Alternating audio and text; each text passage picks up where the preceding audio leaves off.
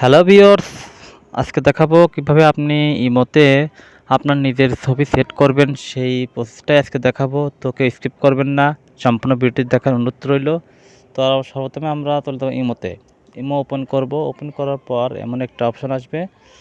তো অপশন আসার পর দেখুন একটি নাম আপনাকে সিলেক্ট করে নিতে হবে। তো আমি প্রথমে যে নামটি রয়েছে সেটি আমি সিলেক্ট করে নেব।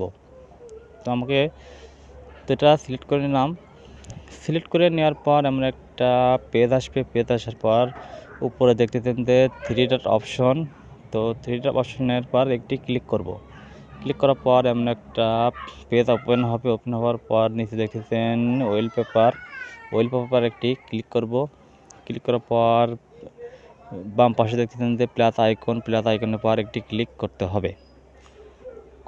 করার পরে পারমিশন, তবে পারমিশনটি অ্যালাউ করে দেবো। অ্যালাউ করে দেওয়ার পর সরাসরি নিয়ে যাবে আমাদের গ্যালারিতে যাওয়ার পরে এখানে অনেকগুলো পিকচার আছে, দেখুন আপনাকে একটা সিলেক্ট করতে হবে যেটা আপনি দিতে চান।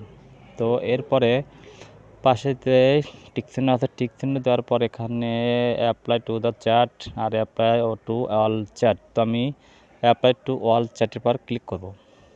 করার পর এরপরে আমরা ব্যাক বাটনের পর ক্লিক করব। করার পর দ্বিতীয়টার পর একটা ক্লিক করব। ক্লিক করার পর দেখতেছেন অলরেডি এটা সেভ হয়ে গেছে। তো এভাবেই আপনারা ইমোতে এটা সেট করতে পারেন। ধন্যবাদ সবাইকে।